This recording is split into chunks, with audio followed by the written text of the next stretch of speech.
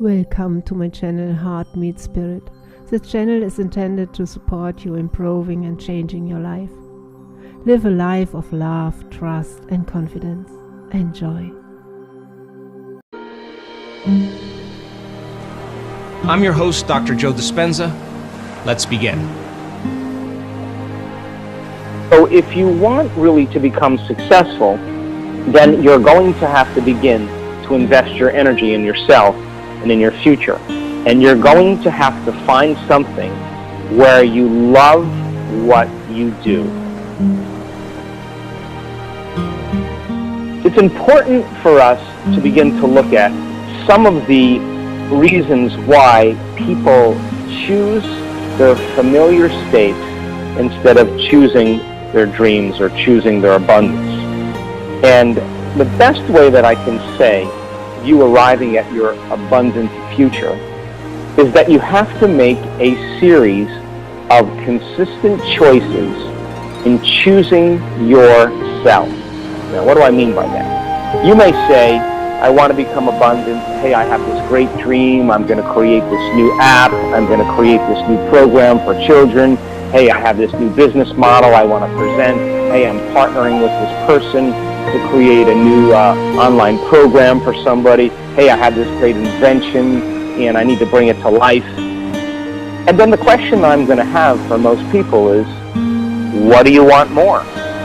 Do you want that future more than your fatigue, more than your need to sleep, more than your emotional reactions and your stress, more than your texting, more than the phone calls to the same people where you talk about the same things that take up a lot of your time and reaffirm certain emotions? Do you want it more than video gaming or watching television?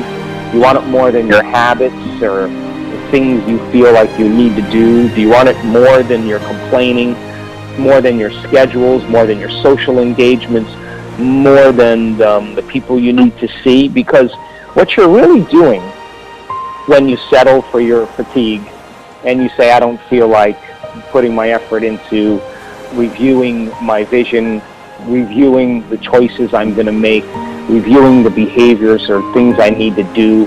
I need to do these things, and you actually do them. When you stop that process, what you're really saying to the universe is you're saying, what I really want is I want my body. I want the needs of my body more than my vision. I'm more emotionally attached to the experiences in my environment that produce the familiar emotions that reaffirm my old self. And of course, I'm more committed to my predictable future and my familiar past. And my time that I'm giving to my future is limited. I have too many things that I need to do with my schedule that stand in the way between my success or my abundance. And people then give up their vision. So then what you're really saying when you do this is you want your vision more than any of those things. And people who demonstrate abundance say, okay, I'm tired, but I'm going to do my meditation anyway. Okay, I'm fatigued, I had a rough emotional day, but I got to write down how I reacted in certain situations, and I got to think about how I'm going to do this better. Yeah, I have to make this particular business plan, or I got to put this strategic thing in place, or I have to write this blog. Yeah, and it's going to take me some time. Well, listen, I'm tired. I'm going to go to bed early, but I'm going to get up 2 hours early or an hour and a half early, and I'm going to discipline myself to do this because I want to become an expert in what I'm presenting. So then that requires putting your dream or your abundance above everything else. It's important for you to understand when you're first starting out in this whole process, it's so important to just begin somewhere. Don't overthink it, don't overanalyze it, don't become overstressed about it. Just begin. The research shows that when you begin to do something, like you start working out as an example, or you start making better choices in the food that you eat, or you start changing an aspect or a habit about yourself, the moment you start doing that, you're more prone to make other choices consistent and relevant to that very choice that you're making. So as you start somewhere, it begins to influence you in other areas of your life because you become conscious that you want to begin to make this journey. So then, if you see your day as an adventure and you have more value for your dream than you have for any of those things that people use as excuses that cause them to shrink back into mediocrity, then what are the qualities? They have a passion, they have drive, they have a meaning to what they're doing, they have strong values, they value themselves, they value their relationships. Their meaning behind doing this is to send their children to college without having them pay for student loans. Their meaning is that they want to buy a house where they can invite their friends for vacation twice a year. They have a value of a meaning of sharing it with other people. They have a belief in themselves. They have a belief in that vision, and they nurture it with their attention every day. They nurture it with their passion. They nurture it with their energy. They have a commitment and to take risks and take chances, and they're very possessed by what their vision is, and they trust that it will begin to unfold in unpredictable ways. So if you want really to become successful, then you're going to have to begin to invest your energy in yourself and in your future. And you're going to have to find something where you love what you do. Because if you don't love what you do, then your heart isn't in it. And if your heart isn't in it and you can't lead with your heart, then of course then you're not going to have a passion or a meaning behind what you're doing. Of course then, when you begin to embody this or begin to engage it, you're going to have to start to say no a lot more. And no in my world is a complete sentence. That's it. When you say no, that means I am choosing something other than what you're presenting to me. And no can be done in a very loving way. You can put a hand on someone's shoulder, you can look them in the eye, and you say, no, not today. Not today, I have other things I need to do.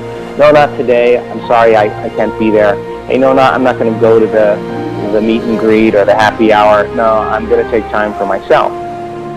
That is honorable to yourself. That's saying your sacrifice that you're making isn't so much a sacrifice of something that you really want. What you really want is your vision.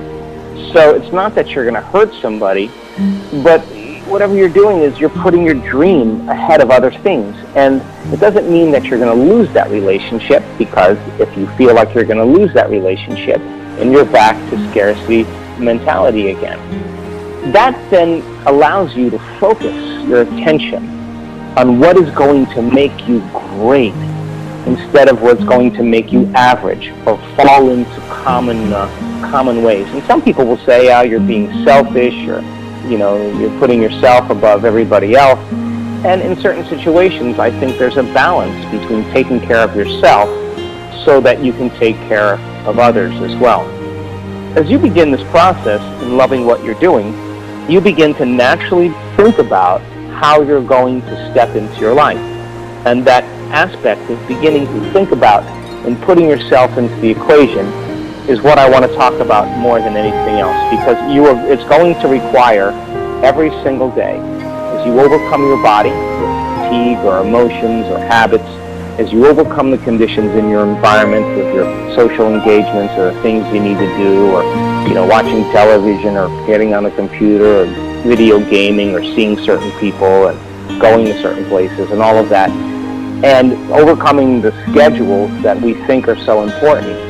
By you overcoming those aspects every single day, that means then the overcoming process is causing you over time to step into becoming exactly what you want. So then when you start becoming that person, you begin to see that your dream of wealth begins to start to manifest, or begins to start to unfold. And how does it unfold? It unfolds in ways that you may not anticipate. We call that a synchronicity. It starts, you start getting small feedback in your life, like, oh my God, you got a phone call and there's an opportunity for you to take this course, or someone hands you a book, or all of a sudden things start to happen for you, or you're invited into a circle where other people are interested in the same exact things as you are. And so then I want to talk in closing this whole thing with what I call taking the abundance challenge. And I want to put it all together for you because I know certain people won't do this, and I know certain people will actually do it.